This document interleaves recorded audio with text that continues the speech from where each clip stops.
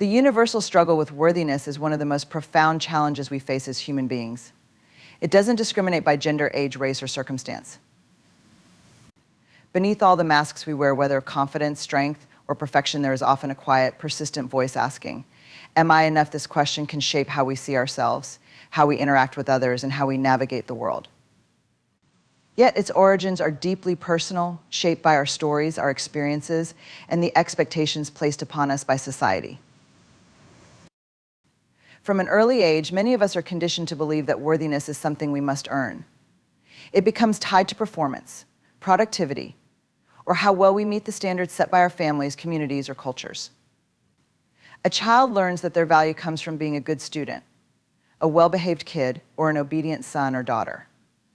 This conditioning grows with us, morphing into beliefs like, "I'm only worthy if I achieve, I'm only lovable if I'm perfect, or I'm only valuable if I'm useful to others."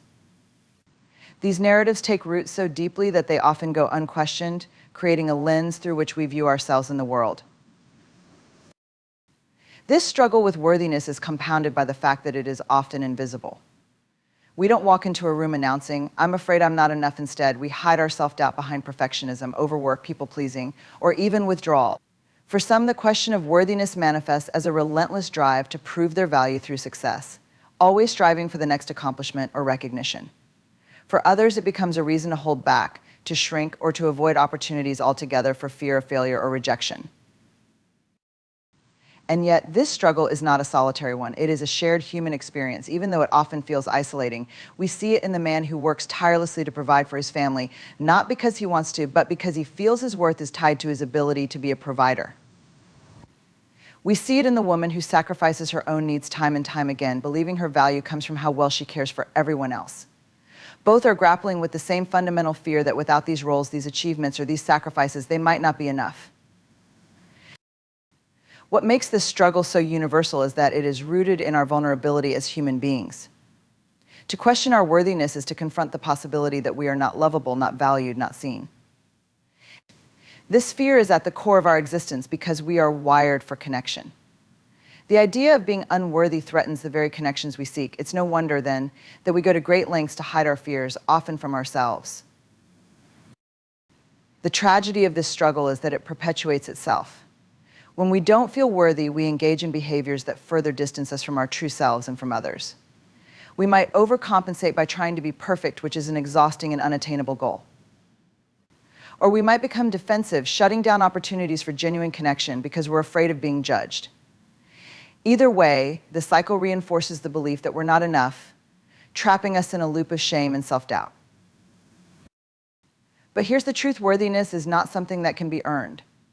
It's not a prize at the end of a race or a status granted by external validation. Worthiness is inherent. It's part of who we are simply by being human. Yet, believing this truth requires us to do the hard work of unlearning the lies we've been told about our value. It means challenging the narrative that says we have to be more, do more, or have more to be enough. This is not easy work. It requires us to confront our vulnerabilities, to acknowledge the stories we've been carrying, and to extend compassion to ourselves.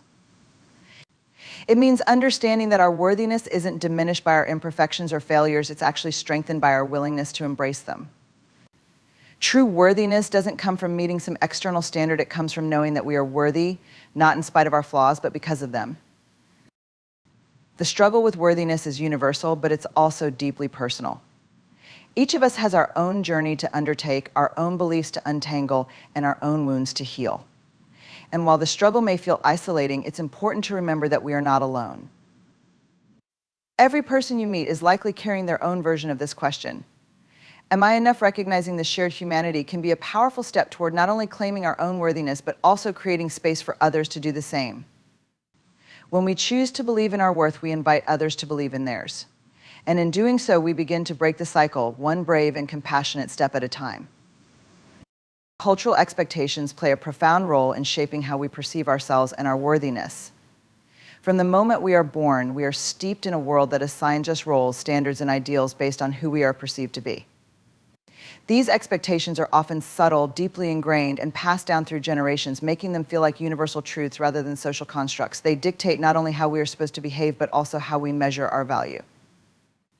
Over time, these expectations become the invisible scaffolding upon which many of our beliefs about worthiness are built, for better or worse. For men, cultural expectations often center around strength, stoicism, and achievement. From an early age, boys are taught, sometimes explicitly, often implicitly, that their worth is tied to their ability to perform, provide, and protect. Be strong, they are told. Don't cry, be a man. These phrases, while seemingly simple, carry an immense weight. They send a message that emotions are a weakness, that vulnerability is unacceptable, and that failure is a reflection of character rather than a part of the human experience. As a result, many men grow up feeling they must carry the burden of the world on their shoulders, even when it feels unbearable. To ask for help or admit struggle can feel like admitting a lack of worth. The cultural ideal of the strong, silent man becomes not just a role to play, but a standard against which they measure their value. For women, the expectations often take a different shape but are no less oppressive. Women are frequently judged by their ability to nurture, to care for others, and to present an image of perfection. From a young age, girls are told to be nice, look pretty, and put others first. These messages reinforce the idea that a woman's worth is tied to her appearance, her relationships, and her capacity to meet the needs of those around her. In adulthood, this translates into an overwhelming pressure to excel in every aspect of life, to be a devoted partner, an attentive mother, a successful professional, and a flawless individual all at once. The cultural narrative suggests that if a woman falls short in any of these areas, her worth is somehow diminished. What makes cultural expectations so insidious is that they often contradict one another, creating a no-win situation. Men are told to be strong and stoic, but also to be emotionally available and supportive partners. Women are encouraged to pursue careers, but are criticized if their ambition seems to overshadow their role as caregivers. These conflicting messages create a constant tension, leaving many people feeling as though they are failing no matter how hard they try. This tension fuels a deep sense of unworthiness as people struggle to reconcile the impossibility of meeting all these demands. These expectations are further reinforced by media, institutions, and social norms.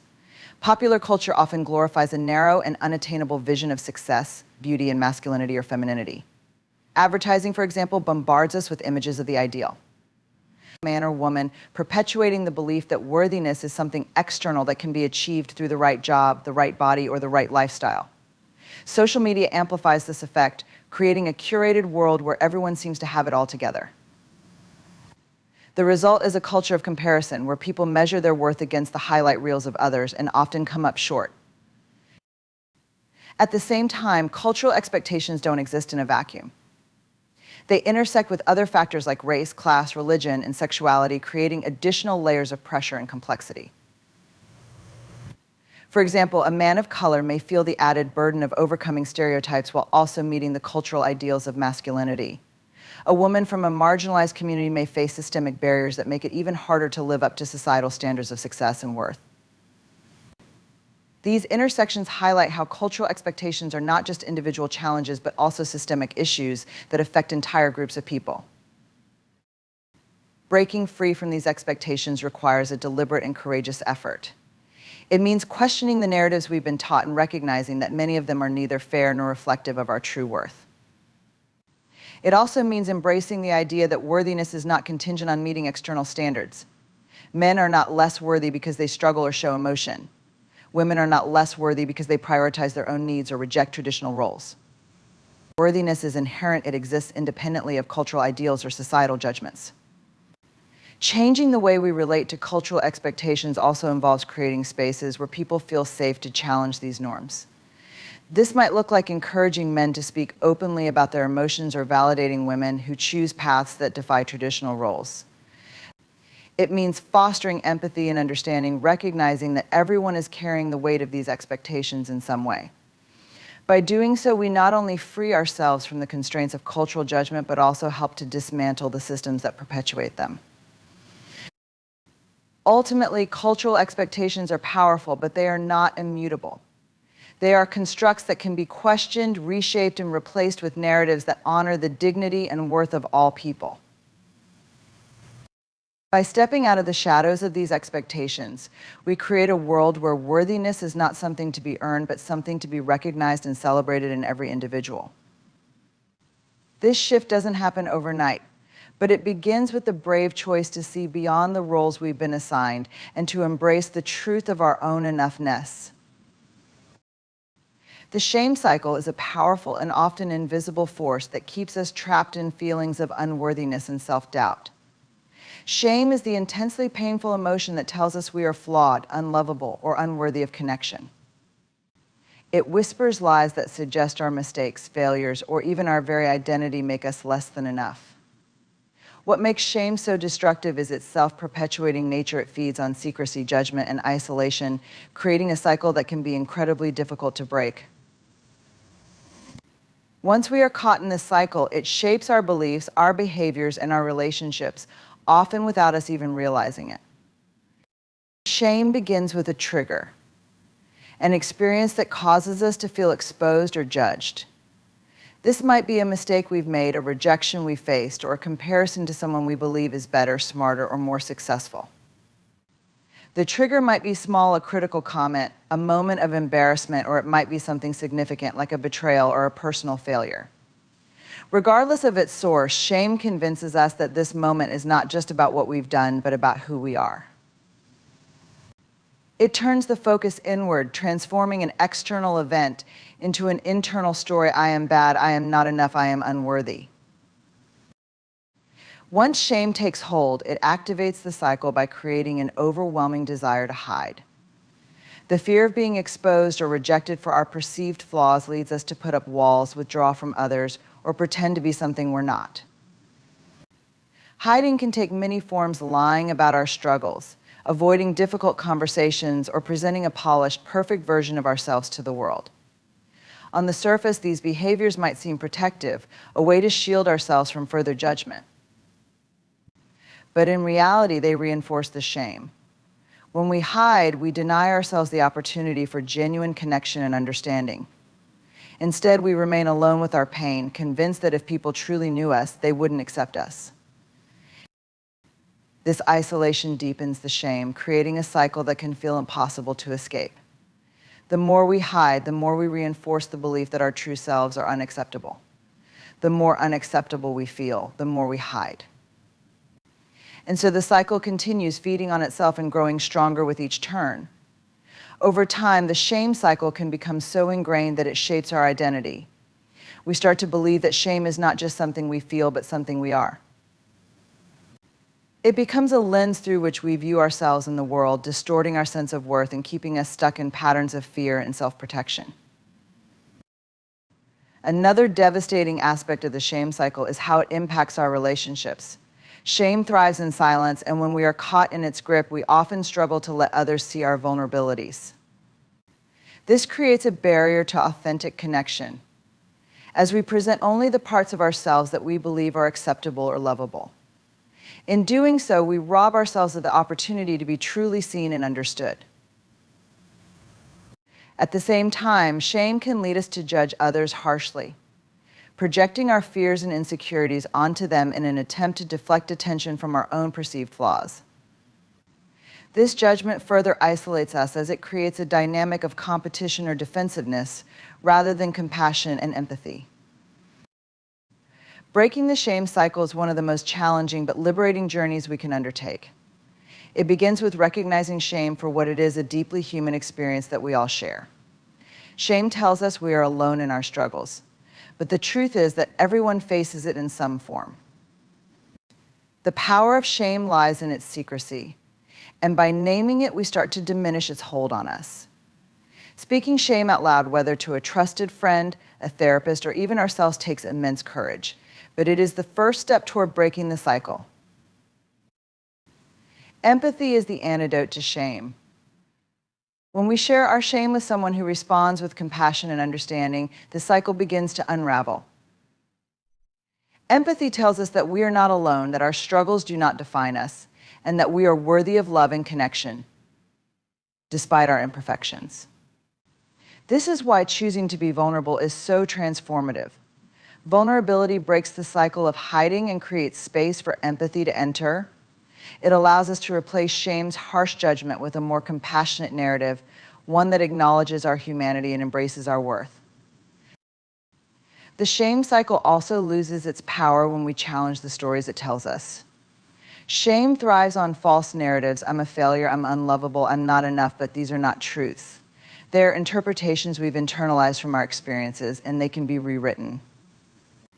Replacing shame-driven beliefs with affirmations of our worth takes time and intentional effort, but it is essential to breaking free from the cycle.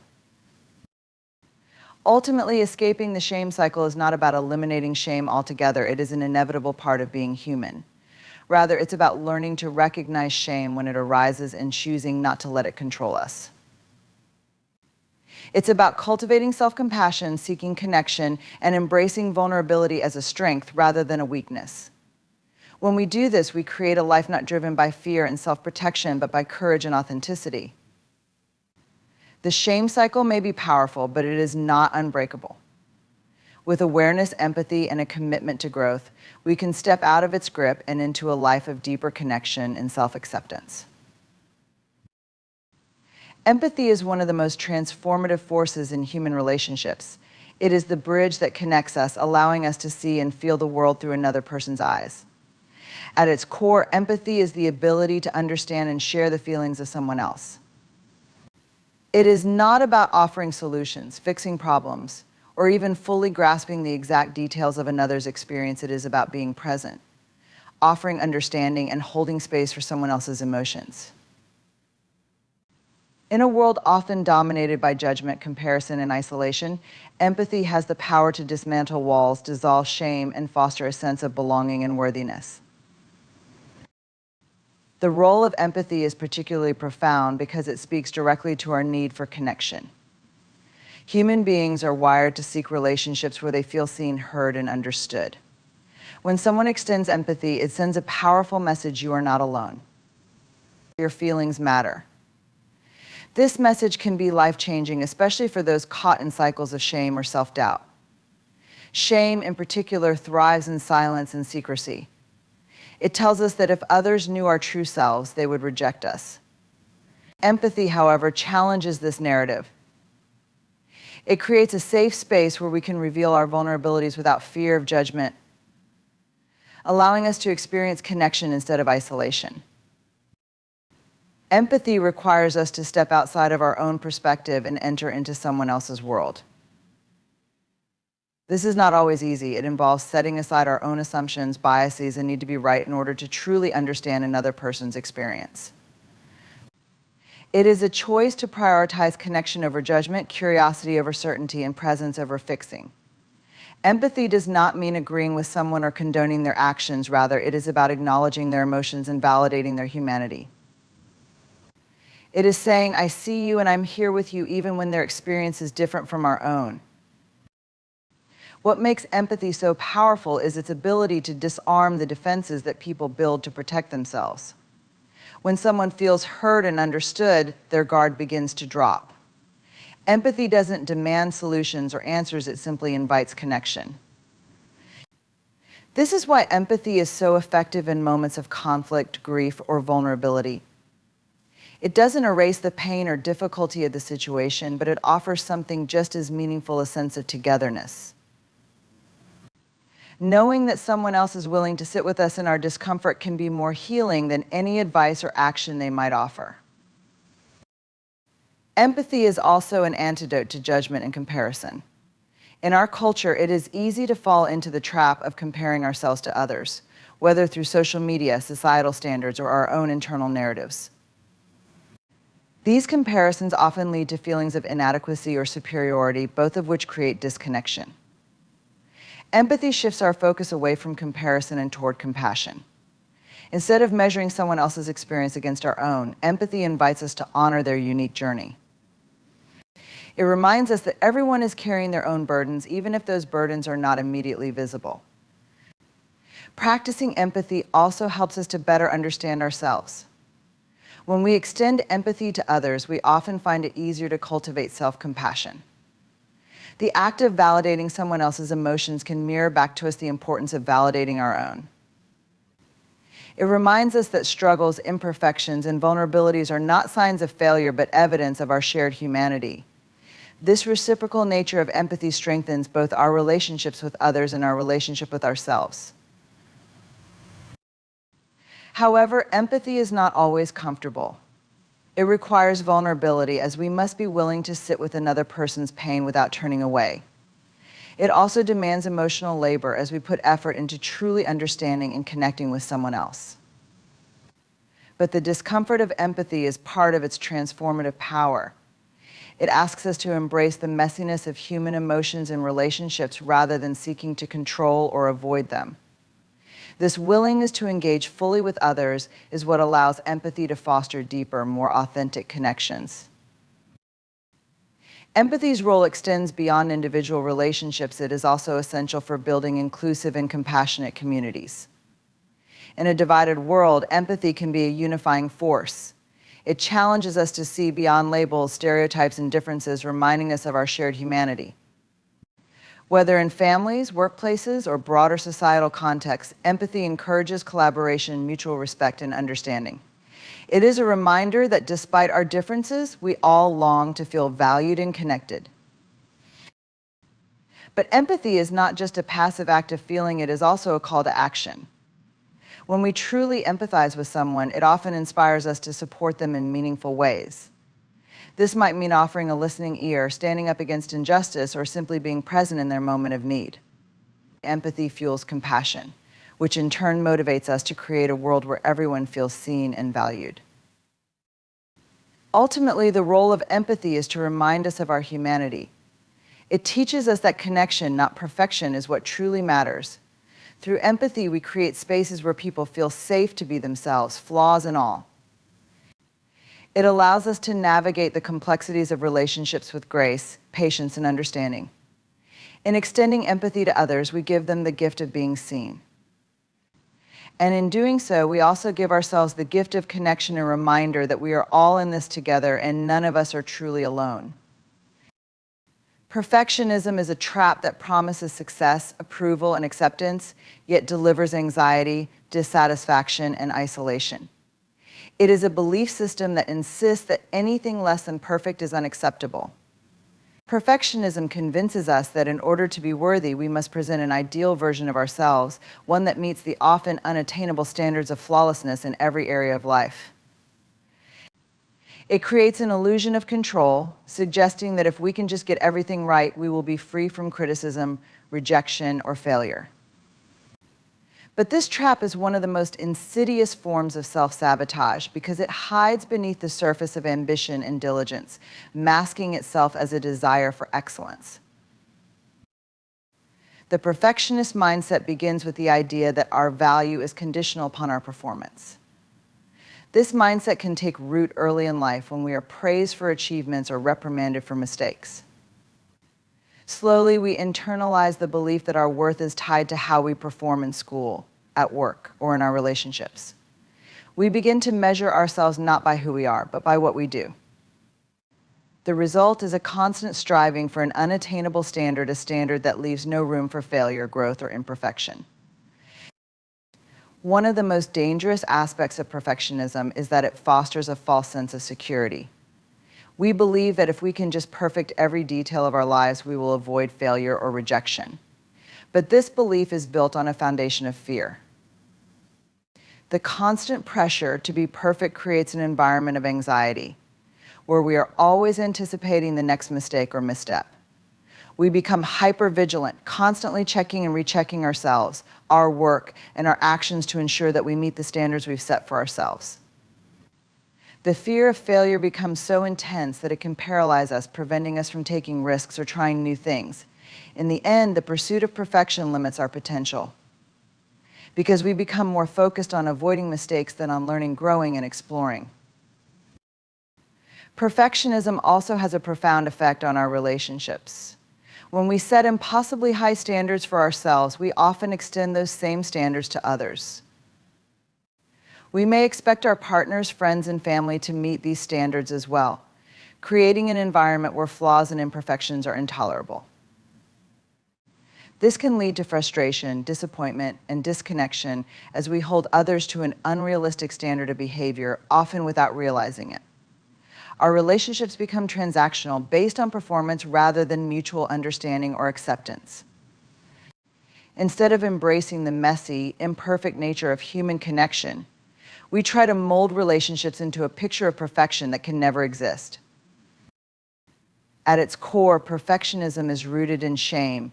It is the fear that we are not enough as we are, and that our imperfections will be exposed for all to see. Shame tells us that our mistakes define us, and that if others knew the truth about our flaws, they would reject us. Perfectionism becomes a defense mechanism, a way to protect ourselves from this deep-seated fear of being unworthy. But in reality, perfectionism only reinforces the shame. It tells us that if we can't meet an ideal standard, we are flawed and unworthy of love or acceptance. The more we strive for perfection, the more we reinforce the belief that we are not enough, because perfection is an illusion.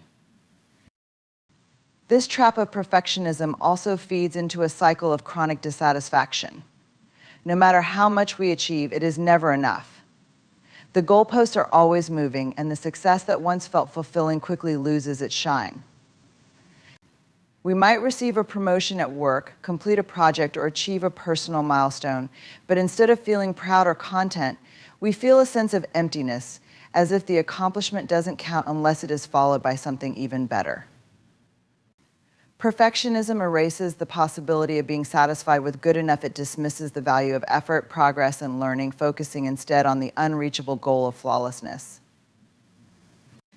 This constant striving leaves us emotionally exhausted and disconnected from the very joys of living that we once hoped perfection would bring. Another destructive consequence of perfectionism is its impact on our creativity and growth. When we are focused on achieving perfection, we become afraid of making mistakes. We may avoid taking risks, trying new things, or exploring different avenues because we fear that the result will not be perfect. This fear stifles our creativity and prevents us from discovering new possibilities. Perfectionism turns every endeavor into a performance, where the goal is not to explore or experiment, but to meet an impossible standard. In doing so, we lose the freedom to be spontaneous, to fail, and to learn from our mistakes, essential elements of both personal and professional growth. Breaking free from the trap of perfectionism requires a shift in perspective. It starts with recognizing that perfection is not the goal. Connection, growth, and self-compassion are. Accepting that mistakes are part of the human experience and that they do not define us allows us to release the need for perfection. We can begin to see that imperfection is not only inevitable but also beautiful. It is through our mistakes and failures that we learn, adapt, and grow. Embracing imperfection doesn't mean resigning ourselves to mediocrity. It means freeing ourselves from the unattainable burden of flawlessness and allowing ourselves to be human. We can choose progress over perfection, effort over results, and self-compassion over self-criticism. The trap of perfectionism is a lie, one that keeps us stuck in a cycle of fear, dissatisfaction, and self-judgment. But when we begin to let go of the need for perfection, we open ourselves up to a life filled with authenticity, creativity, and connection. We can finally accept ourselves as we are, flaws, mistakes, and all, and recognize that we are worthy not because we are perfect, but because we are human. And in that acceptance, we find the freedom to live fully and authentically, without the burden of striving for an impossible ideal. Vulnerability is often seen as a weakness in a world that places a premium on strength, control, and self-sufficiency. We are taught to present an image of perfection, polished, unshakable, and in control. From early childhood, we learn to hide our mistakes, protect our flaws, and guard our emotions as if they are something to be ashamed of. In this environment, vulnerability is misunderstood. It is seen as something that exposes us to harm, a rawness that leaves us open to judgment, rejection, and hurt. But in reality, vulnerability is one of the most powerful tools we have to cultivate connection, build resilience, and embrace our humanity. At its core, vulnerability is about being open and authentic. It is the willingness to show up in the world as we truly are, with all of our imperfections, fears, and uncertainties. When we allow ourselves to be vulnerable, we make the choice to be seen not just for our achievements or our strengths, but also for our struggles and our weaknesses. This is not an easy task, especially in a culture that encourages us to hide our true selves behind a mask of perfection. But vulnerability is the key to genuine connection and the foundation of trust in our relationships. The power of vulnerability lies in its ability to foster empathy and understanding. When we allow ourselves to be vulnerable, we create space for others to do the same. This shared openness breaks down the walls of isolation and fear, inviting others into our emotional world. Vulnerability is an invitation to connect on a deeper level, to share not only our triumphs, but also our failures, fears, and imperfections. When we open ourselves up to others in this way, we give them permission to do the same. This mutual exchange of vulnerability creates a sense of belonging, reminding us that we are not alone in our struggles. Contrary to popular belief, vulnerability is not about oversharing or exposing ourselves indiscriminately. It is not about laying bare every detail of our lives to anyone and everyone. Instead, it is about choosing to show up in an authentic, honest way, selecting the moments and people who are worthy of our trust. Vulnerability requires discernment. It is about knowing when and with whom we feel safe enough to share our true selves. In this way, vulnerability is an act of courage because it requires us to take a risk. We risk rejection, misunderstanding, or judgment. But in taking this risk, we also open ourselves up to the possibility of deeper, more meaningful connections. One of the most powerful aspects of vulnerability is its role in building resilience. When we are vulnerable, we acknowledge that we are not invincible. We accept that we are imperfect, that we will stumble and fall, and that we will face challenges that test us. But it is through vulnerability that we also discover our strength. It is in our most vulnerable moments, when we admit our fears, face our failures, or confront our pain, that we begin to develop the resilience to rise again. Vulnerability allows us to process our emotions, learn from our experiences, and grow stronger in the face of adversity. Another profound aspect of vulnerability is how it connects to our sense of worth. When we are vulnerable, we are essentially saying, I am enough as I am. Flaws in all this is a radical act of self-acceptance. By showing up as our authentic selves, we affirm that we do not need to be perfect or flawless to be worthy of love, connection, and respect. Vulnerability challenges the belief that our value is determined by our achievements, appearance, or social status. Instead, it teaches us that our worth is inherent, not based on external validation or perfection.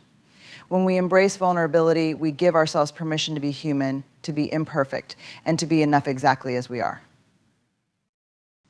The power of vulnerability also extends to the way we interact with others.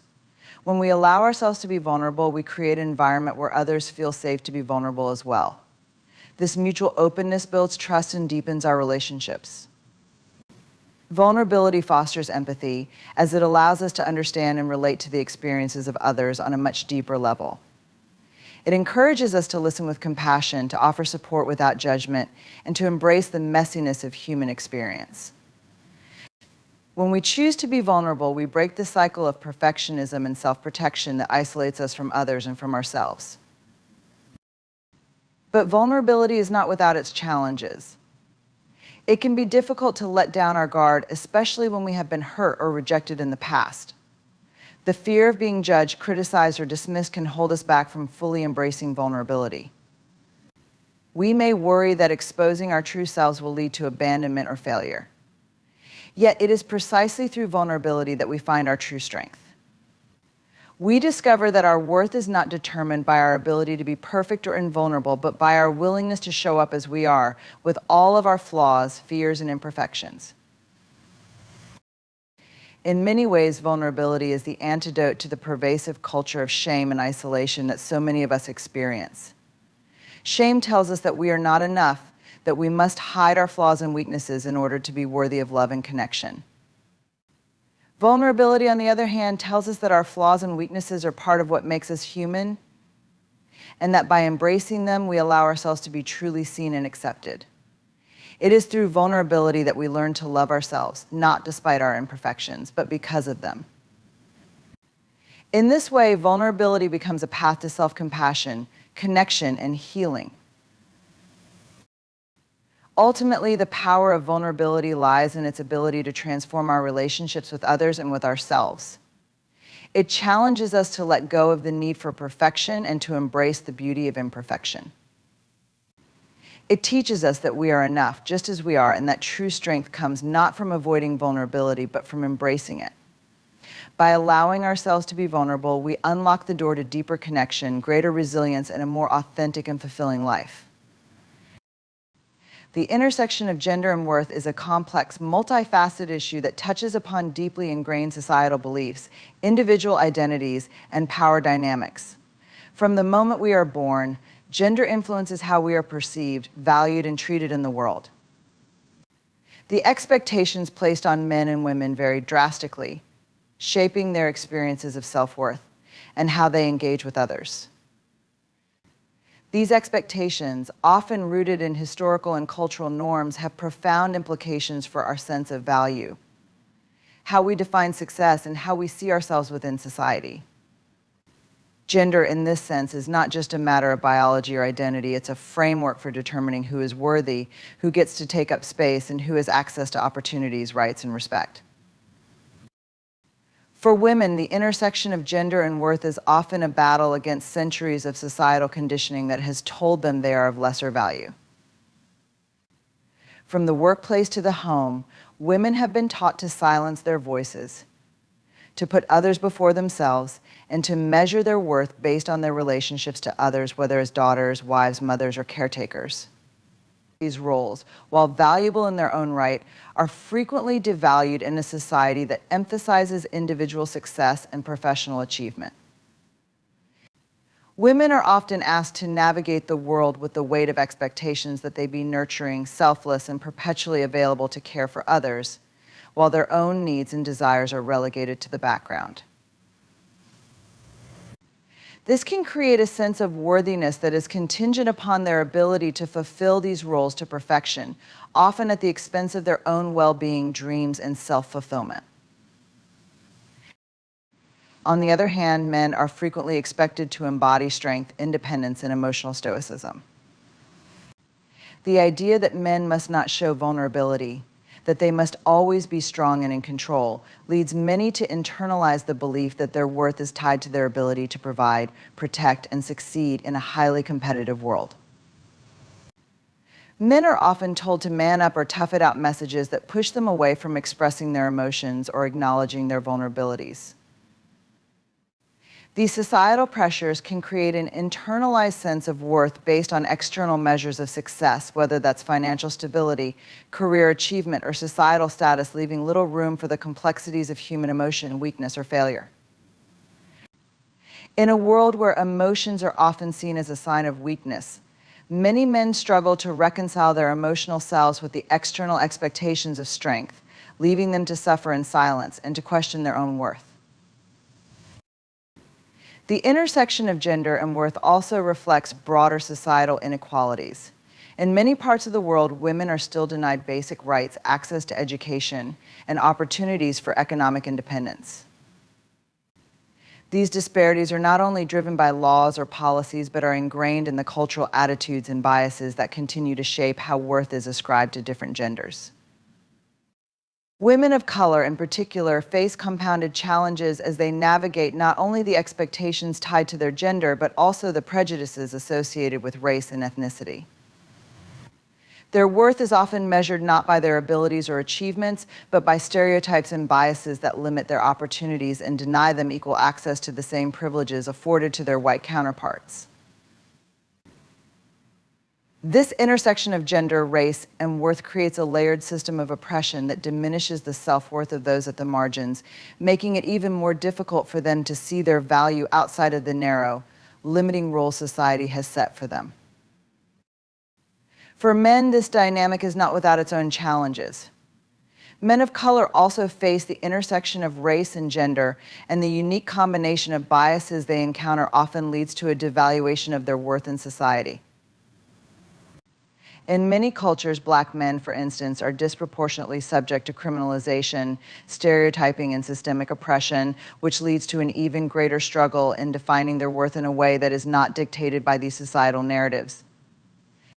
The combination of race and gendered expectations can create an intense burden, as these men are often expected to overcome extraordinary obstacles while still adhering to the narrow, prescribed definition of masculinity that demands success and emotional detachment.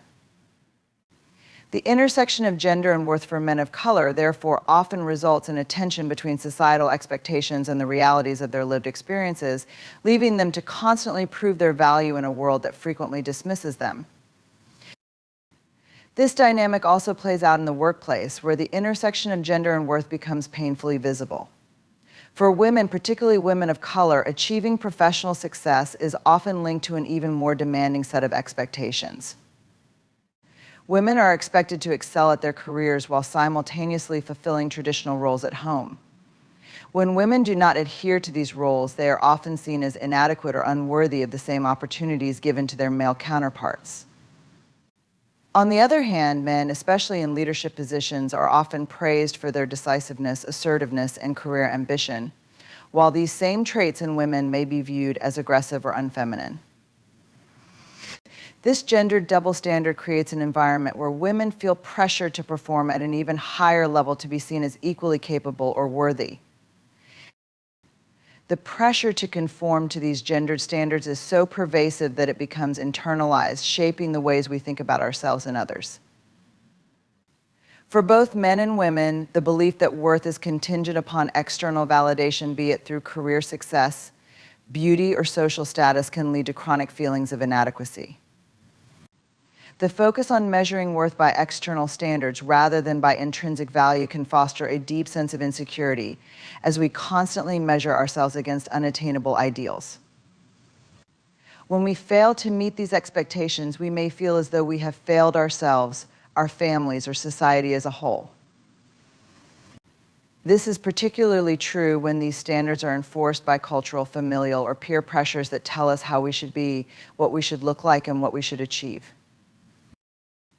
Ultimately, the intersection of gender and worth reminds us that our sense of value is not determined by the roles we are expected to fulfill, the achievements we are expected to attain, or the stereotypes that society has placed upon us.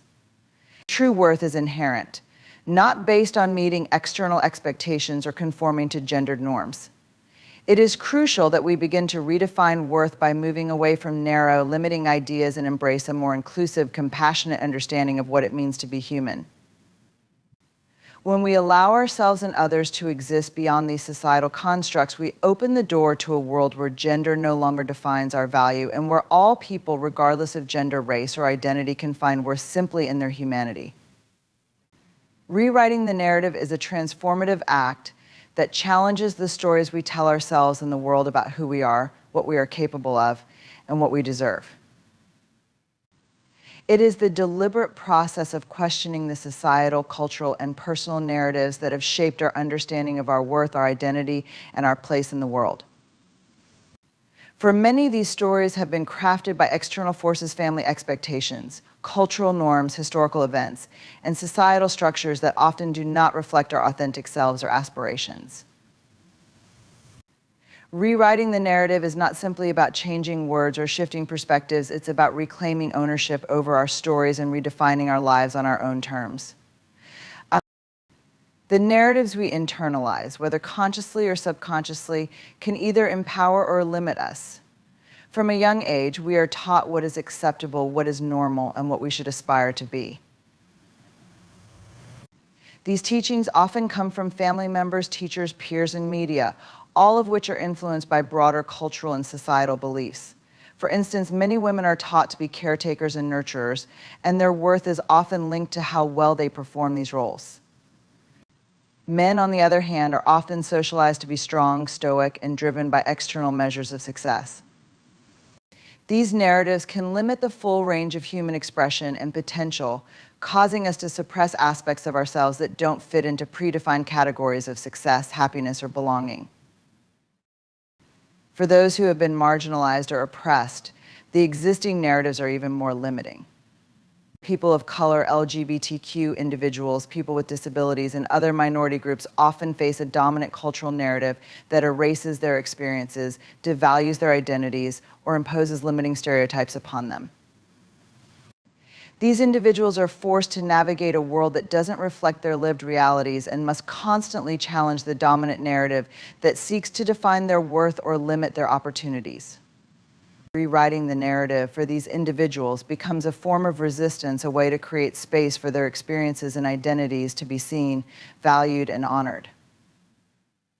And at its core, rewriting the narrative is about reclaiming agency. It's about taking back control over the story of our lives and deciding for ourselves what it means to be worthy, capable, and deserving.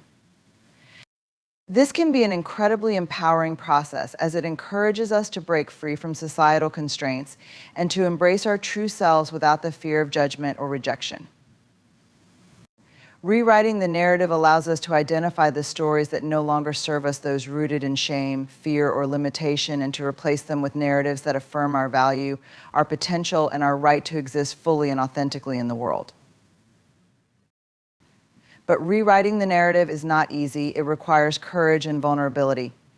We must be willing to confront the internalized beliefs that we have carried with us for years and question whether they are truly ours or the result of outside influences. It requires us to ask difficult questions about our upbringing, our culture, and our social conditioning. Why do we believe what we believe about ourselves? Where did these beliefs come from? And most importantly, are they serving us or holding us back? As we begin to rewrite our own narrative, we may also encounter resistance both from within and from others. The narratives we have internalized have often been reinforced by people close to us, and changing these deeply held beliefs can be perceived as a threat to the status quo. For some, our efforts to rewrite the narrative may be met with skepticism or criticism, as they may not understand why we are challenging the very framework that has shaped our lives. This is where resilience becomes key. Rewriting the narrative requires not only courage, but also a commitment to our own truth, even in the face of opposition or discomfort. We must be prepared to defend our new story, to own it, and to live it unapologetically, no matter how unsettling it may be for others. In rewriting the narrative, it is essential to create a new story that reflects our authentic selves, one that acknowledges our strengths, our vulnerabilities, and our humanity. This new story may involve shedding old identities that no longer serve us, embracing new roles that align with our values and aspirations, and letting go of limiting beliefs that have held us back for far too long. For some, this might mean pursuing a career or life path that was previously seen as out of reach or unacceptable. For others, it may mean redefining relationships, rejecting societal pressures, or embracing a new sense of self-worth that is not based on external validation. The process of rewriting the narrative also invites us to recognize and honor the narratives of others. It is not just about changing our individual stories, but also about acknowledging the stories of those around us, particularly those who have been silenced or marginalized.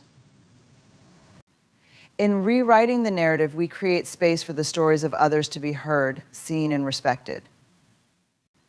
This means actively listening to experiences that differ from our own, supporting those who are rewriting their own narratives, and working together to dismantle the systems and structures that perpetuate harmful or limiting stories. True change in the narrative occurs when we collectively decide to rewrite not only our own stories, but the broader social, cultural, and political narratives that impact us all. Rewriting the narrative is also about embracing imperfection. Often we feel compelled to live out a flawless, perfected version of our lives, but this pursuit can be incredibly exhausting and unfulfilling. The process of rewriting the narrative requires us to let go of the need for perfection and to accept ourselves as we are, flaws, mistakes, and all. It's about embracing the messy, complicated, and evolving nature of life. Our new narrative doesn't need to be perfect, it just needs to be ours. In fact, it is our imperfections and struggles that give our story depth and authenticity.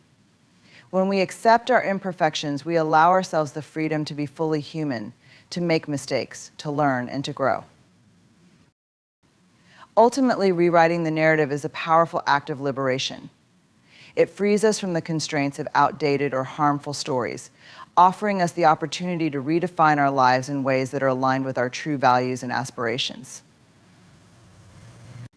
It gives us the chance to create a life that reflects who we really are, not who others have told us to be. When we embrace the process of rewriting the narrative, we not only create space for personal transformation, but also contribute to the larger cultural shift toward greater authenticity, inclusivity, and empowerment. It is through rewriting the narrative that we begin to see ourselves in the world differently, and in doing so, we open up the possibility for more meaningful and fulfilling lives. Our connection, at its core, is the foundation upon which everything meaningful in life is built. It transcends the superficial interactions that often dominate our daily lives and touches the deepest parts of who we are as human beings. True connection is not about simply knowing someone or sharing brief moments. It is about creating bonds that resonate with authenticity, empathy, and vulnerability.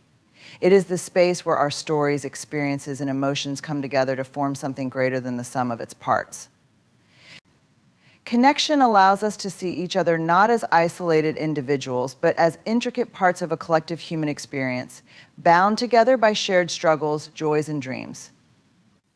Without connection, we are left to navigate the world alone, constantly searching for meaning and purpose in a sea of disconnected experiences. In today's world, where digital screens often replace face-to-face interactions and social media platforms create an illusion of closeness, the need for genuine connection has never been more urgent. The paradox of our time is that while we have more ways to connect than ever before, we are also experiencing unprecedented levels of loneliness, isolation, and emotional disconnection. We may have hundreds of friends on social media, but still feel misunderstood, unseen, and unheard. The relationships that truly matter, the ones that help us thrive, heal, and grow, are those that offer the kind of deep connection that nourishes our souls. These relationships are not always easy to find or maintain, but they are essential to our well-being. They offer a sense of belonging, an understanding that we are not alone in our struggles, and a mirror through which we can reflect on who we are and who we want to become. Connection is foundational to our mental, emotional, and physical health. Studies have shown that people who experience meaningful connections with others are more likely to live longer, healthier lives. They experience lower levels of stress, anxiety, and depression, and are more resilient in the face of adversity. The bonds we form with others help us to process and make sense of the challenges we face, offering support and perspective when we feel overwhelmed. When we share our vulnerabilities with others and allow ourselves to be truly seen, we experience a sense of relief and release. This kind of connection is healing. It tells us that we are not alone in our experiences, that our feelings are valid, and that our struggles are not something to be hidden or ashamed of. In many ways, connection is the antidote to the shame that so many of us carry. Shame thrives in isolation. It grows when we believe that we are the only ones struggling or failing, that our imperfections are somehow uniquely ours. But when we open ourselves to connection, we invite others to share their own vulnerabilities and struggles. This creates a space where shame can no longer thrive, because we begin to see that we are all imperfect, all human, all worthy of love and acceptance. Through this shared experience, we begin to realize that our flaws and challenges do not define us. It is our ability to connect, to show up for one another, that creates our true value. Authentic connection requires vulnerability. It is the willingness to show up in our most raw and unguarded state, to let go of the masks and facades we wear to protect ourselves from judgment or rejection. Vulnerability is often seen as a weakness in a world that values strength and self-sufficiency, but it is in fact the gateway to true intimacy and connection. When we allow ourselves to be vulnerable with others, we give them the opportunity to truly see us, to understand not just our successes, but also our fears, doubts, and insecurities. This act of sharing creates a deep bond that goes beyond superficial pleasantries. It builds trust, empathy, and compassion. Vulnerability allows us to connect not just with others, but with ourselves, as it forces us to confront our own fears, uncertainties, and unmet needs. Moreover, connection is not just about receiving, it is equally about giving. True connection involves a mutual exchange of energy where both parties are present, engaged, and willing to give of themselves. This reciprocity creates a balanced relationship in which both individuals feel valued, seen, and heard. In the context of connection, giving does not mean sacrificing one's own needs for the sake of the other, rather. It means being present for someone else in a way that respects both their needs and your own. It is about creating a space where both individuals can flourish, grow, and support one another in their respective journeys. Connection also serves as a catalyst for growth. When we connect with others, we open ourselves to new perspectives, new ideas, and new ways of thinking. The relationships we cultivate challenge us to evolve, to question our assumptions, and to expand our understanding of the world around us. They encourage us to step outside of our comfort zones and to embrace the unfamiliar. Through connection, we learn not only about others, but about ourselves. We are shaped by the people we encounter, and in turn, we shape the lives of those around us. This mutual growth is what makes connection so powerful. It is not static, but dynamic, constantly evolving and deepening. In the end, connection is a reflection of our shared humanity. It is the thread that binds us all together, regardless of race, gender, or background. It transcends boundaries and barriers, creating a common ground where we can all experience the richness of life. The power of connection lies in its ability to remind us that we are not alone, that we belong, and that our worth is not determined by our individual achievements or external validation. It is about recognizing that we are all deserving of love, kindness, and support simply because we are human. In a world that can often feel disconnected and fragmented, the act of forging deep, meaningful connections is not just a luxury, it is a necessity. It is the foundation upon which we build our lives, and through it we find the strength, resilience, and belonging that sustain us through the challenges of life. The courage to believe is one of the most transformative forces in our lives, yet it is often one of the most elusive. To believe in something, truly believe, requires vulnerability, faith, and a willingness to embrace the unknown. It involves stepping into a realm where the path is unclear, where doubts and fears may loom large, and where the evidence is not always in our favor. It is in those moments of uncertainty, when everything inside us screams to turn back, that the courage to believe becomes not just a choice, but a lifeline. It is through belief that we begin to unlock the potential within ourselves and the world around us, even when it feels easier to shrink back or give in to cynicism. Believing is an act of courage because it means confronting the doubts and fears that often hold us back. For many of us, the world has taught us to question, to doubt, and to protect ourselves from disappointment or failure. We are conditioned to think that success is guaranteed only when the odds are in our favor, when the evidence supports our hopes, and when all the pieces seem to fall perfectly into place. But true belief, whether in ourselves, others, or a higher purpose, does not wait for certainty. It thrives in the absence of evidence, in the space between what is and what could be. It is about trusting in possibilities, even when those possibilities seem distant or impossible. This kind of belief requires us to confront the limiting stories we tell ourselves. For many, these stories are deeply ingrained, woven into the fabric of our identity. We tell ourselves that we are not worthy of success, love, or happiness. We tell ourselves that we are not enough, or that our dreams are too big, too unrealistic. These internal narratives are often shaped by past failures, rejections, and the messages we've received from the world around us. And yet, to believe in something greater than ourselves, to believe in our potential or in a future that seems uncertain, requires us to challenge these stories. It demands that we question whether they are truly ours or if they were imposed upon us by the world's limitations. The courage to believe also involves letting go of the need for control. It means accepting that, while we can take steps to shape our lives, we cannot always predict or determine the outcome. In a world that often prioritizes certainty and guarantees, this surrender can be one of the most difficult things to do. We want to believe, but we also want to ensure that our belief will lead to success, happiness, or safety. The truth is, belief does not come with guarantees. It does not promise that everything will go as planned or that every step we take will lead us closer to our desired outcome. But it does promise that we will grow, learn, and transform along the way. Belief is not about an unwavering guarantee of success. It is about having the courage to move forward, even when the end result is uncertain. In many ways, the courage to believe is tied to the courage to be vulnerable. Vulnerability is often seen as weakness, especially in a world that values strength and self-reliance. But vulnerability is the very thing that opens us up to true belief. When we allow ourselves to believe, we are opening ourselves up to the possibility of disappointment, loss, or rejection. We are making ourselves vulnerable to the unknown, to outcomes that may not align with our hopes. Yet it is precisely this vulnerability that makes belief so powerful.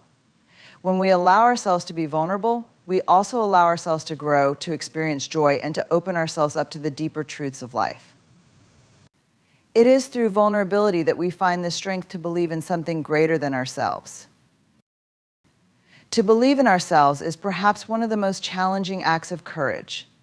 Self-doubt is a universal experience, and for many, it is a constant companion. We question our worth, our abilities, and our potential.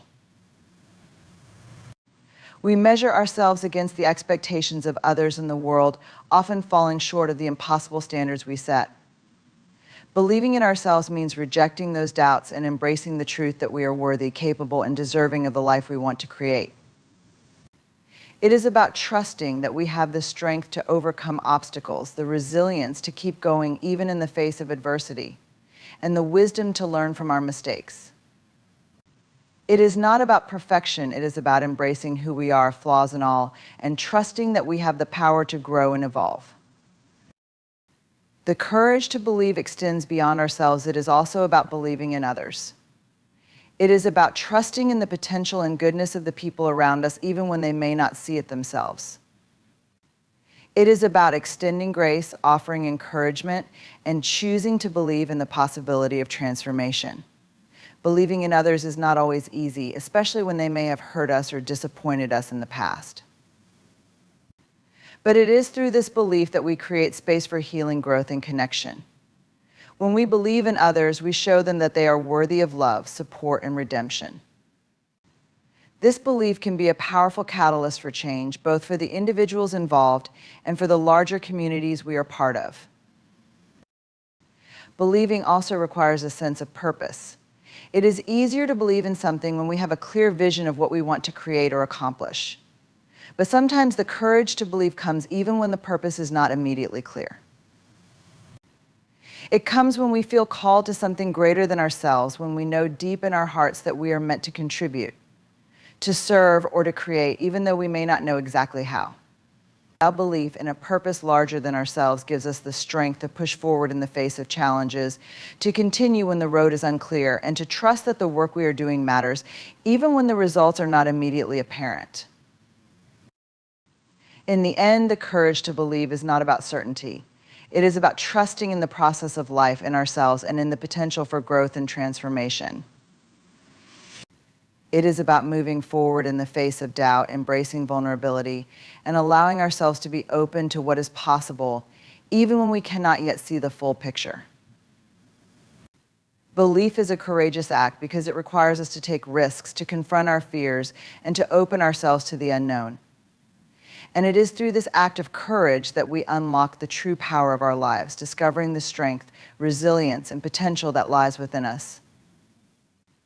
Belief is not just a feeling, it is a choice to step into the unknown with faith, courage, and hope for what is yet to come. The courage to believe is a transformative force that requires vulnerability, faith, and the willingness to embrace the unknown. Belief does not depend on certainty or evidence, but thrives in uncertainty. It challenges the limiting stories we tell ourselves and requires letting go of the need for control. Belief, especially in ourselves, means rejecting self-doubt and trusting in our worth and potential. It extends to others, showing grace and believing in their capacity for change. True belief is about embracing vulnerability and purpose, even when the path is unclear, and trusting in the process of growth and transformation. It's a courageous act that opens us up to new possibilities and unlocks our inner strength, resilience, and potential.